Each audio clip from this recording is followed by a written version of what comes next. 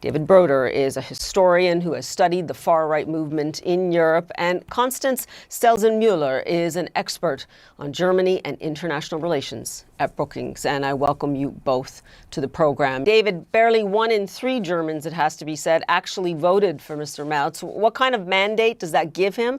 He's campaigned for reducing bureaucracy, lowering taxes for businesses, but also, of course, slashing social welfare benefits. What kind of chancellor will he be, especially compared to Olaf Scholz or Angela Merkel before him? I think it's a difficult moment for Friedrich Merz because this isn't the kind of majority or the kind of mandate that he might have expected at the beginning of this campaign with such a weak outgoing government. It's possible that he will now make a coalition with the Social Democrats and perhaps also with the Greens. But he'll be pretty aware that he's going to have right-wing pressure from the AfD.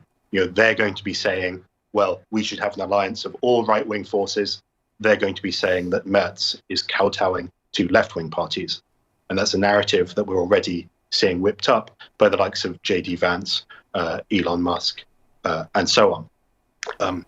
This government also will have to take responsibility for a very different international picture, particularly, as Merz himself has said, Germany is going to have to play a role in Europe being more independent of the United States and perhaps increase defense spending, perhaps changing things like the rules on the debt brake, so Germany's constitutional limit on borrowing, in order to facilitate that. And that's going to create problems in his own coalition if he has to rely on other parties.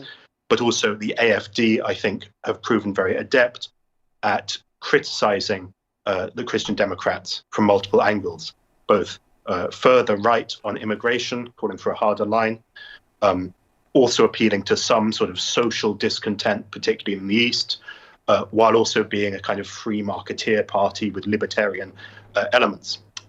So I think we should probably consider there's a good chance that this government mightn't actually last a full term, or at least there's going to be considerable pressure from its right, from the AfD. Yeah. Quite right that this is a party that is not that all Germans or Germans in general vote for the AfD, but they're going to claim that they're being ignored. David, you study this. We repeat that the AfD won 20.8% of the vote. Again, very popular among many young people, especially in the eastern end of Germany. This, again, is the best result by a German far-right party since World War II. Obviously significant. How do you see it functioning as the main opposition in Germany? And will that necessarily move this coalition to the right, especially when it comes to issues like immigration? Well, already before the election, after the terrorist attack in Aschaffenburg in Bavaria, we saw Friedrich Merz put forward a motion on curbing immigration, which was widely portrayed as a kind of political stunt, really designed to show a kind of hard line on migration before the election, perhaps to win over AfD voters. And that motion passed thanks to AfD votes. So in government, of course, his action is going to be much more limited, and I think it will be hard for him as chancellor to flirt with the AfD in even that kind of way. In terms of its opposition, as Constance mentioned earlier, one of the other facts of this election was the modest but real rise of a left-wing force.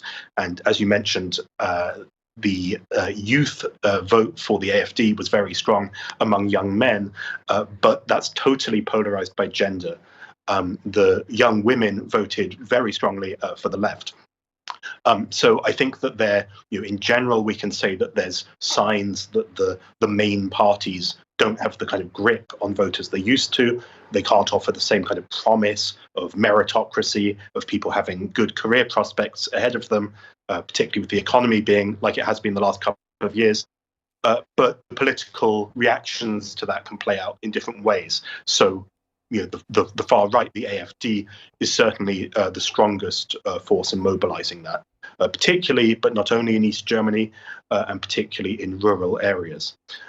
So I think what's difficult for left-wing parties and for more mainstream parties in general is to try and rebuild that kind of confidence in politics, in the public realm, in public services, that kind of thing, at a time when politics is already very polarized and when the likely incoming coalition looks quite shaky. I think what AfD is able to offer, and if we the reasons why people say they voted for them, those are people who often say that they have, struggling with inflation and getting to the end of the month and that kind of thing. Mm-hmm. But really, the core galvanizing thing is immigration. That's the message they're going to hammer on. That's why they say that people are being ignored and overlooked, because they whip up this idea, mm-hmm. which is that the economy is bad because of migration. And I think it's very dangerous for the more mainstream parties to try and sort of play that or half agree rather than confront it more courageously. David Broder, we will leave it there for now. Constance Stelzen-Mueller, thank you so much to both of you for your insights. Appreciate it.